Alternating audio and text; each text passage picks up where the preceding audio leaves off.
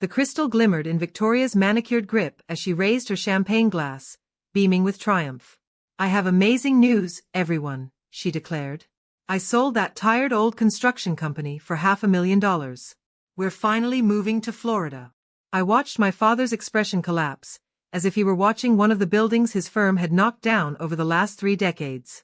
His hands, worn and calloused from years of swinging hammers with his crew, shook as he quietly placed his fork down. "You sold Peterson Construction?"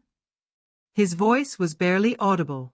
"Oh, don't be so gloomy, Harold," Victoria said brightly, her words as piercing as her high heels tapping against the marble floor.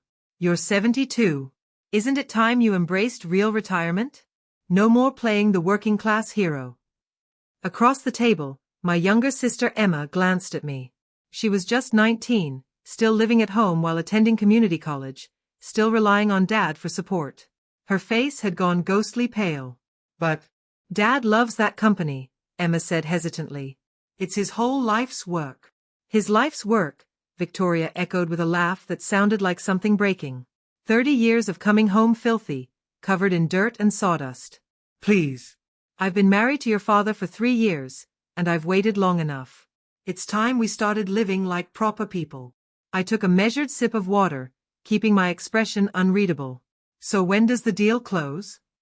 Victoria's sharply lined eyes narrowed in my direction. "It's already done, Lily. I signed everything this morning. The buyers take over on Monday."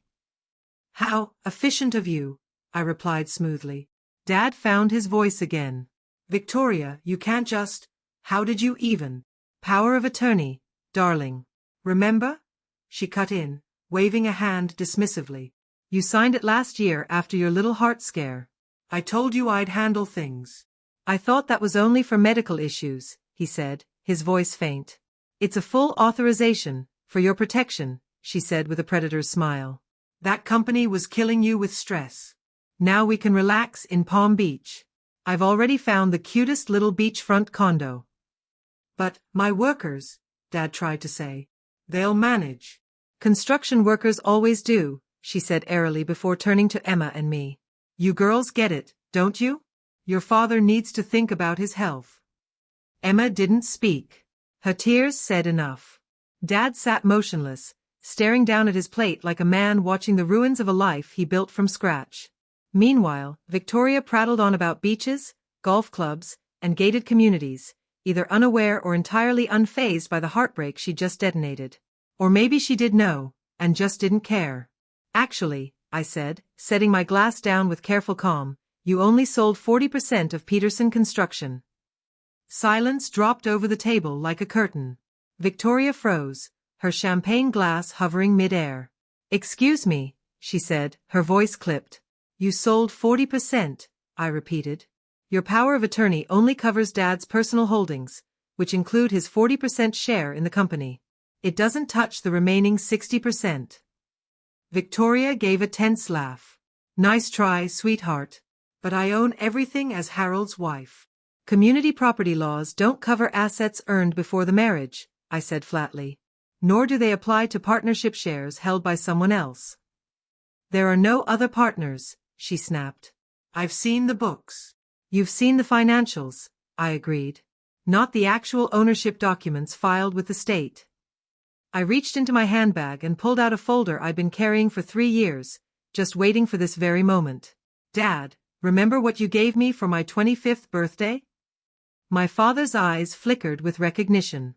"The reorganization. You gave me 60% ownership and kept 40% for yourself. You said you wanted to ensure the company stayed in the family, protected from situations like this." I slid the papers across the table toward her. "Congratulations, Victoria. You just sold the minority stake in a family-owned business, without informing the majority owner. I imagine your buyers will be thrilled to learn that." Victoria grabbed the folder, her face cycling from confusion to fury, and finally to something closer to fear. "This is fake," she said shakily. "It has to be." "State filing number 78, B, 4429, I replied calmly. "Feel free to verify. I can call the buyers now, unless you'd rather be the one to explain how you misrepresented ownership during a $500,000 deal." "You little," she began, standing suddenly. Her chair screeched loudly against the floor. You've been planning this. I've been protecting my father's legacy, I corrected her. And you're right about one thing, he deserves to rest. That's why I've been managing Peterson Construction myself for the last 2 years.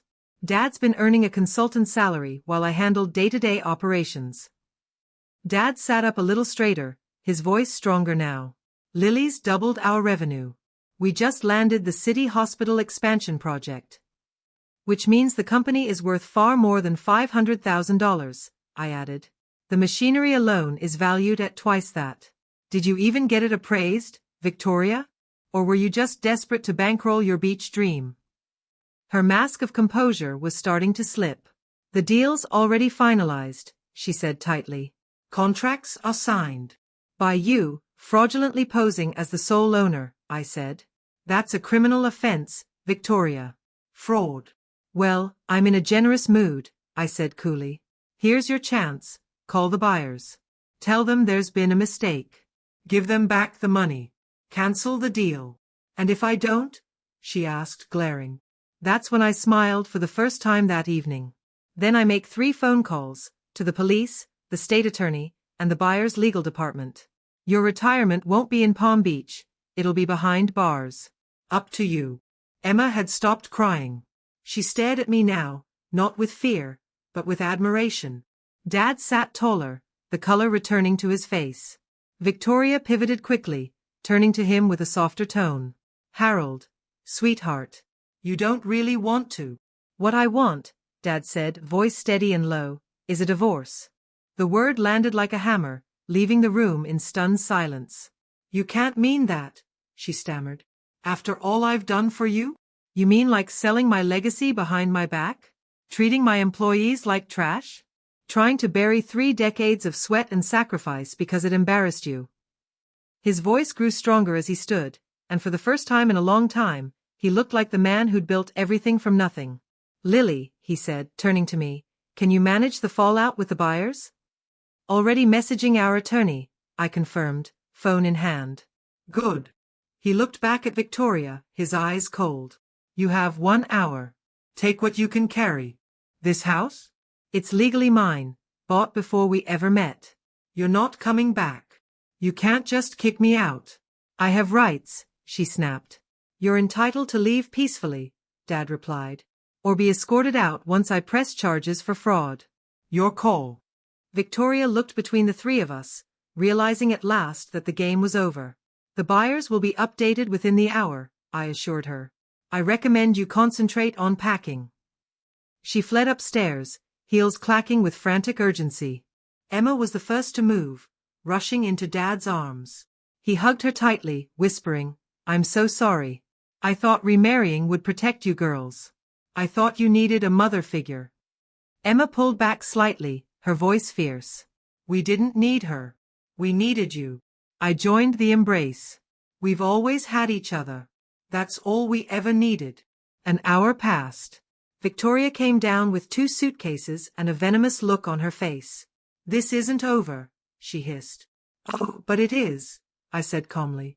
The buyers have been informed. They were surprisingly understanding, especially since I offered them first dibs on our next commercial project, at full market value and with actual documentation. She didn't reply, just slammed the door behind her.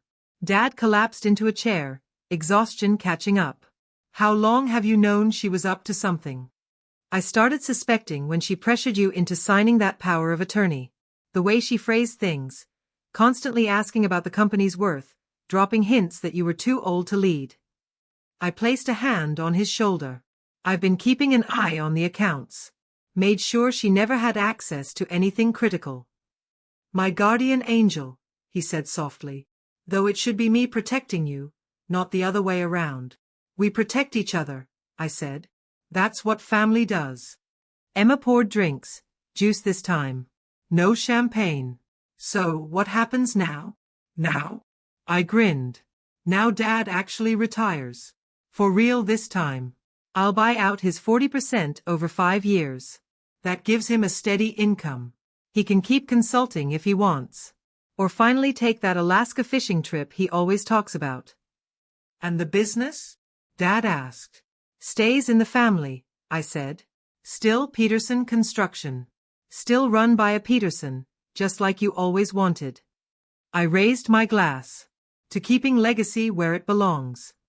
To daughters who outsmart their fathers, Dad said with a proud smile. To never letting another Victoria pass the front door, Emma added. We clinked glasses. And for the first time in 3 years, dinner felt like home again. Epilogue. 6 months later. Victoria's divorce demands were tossed out of court the moment her fraudulent dealings came to light. The judge granted her only the state's minimum temporary support, nothing more. With her gone, Dad came back to life.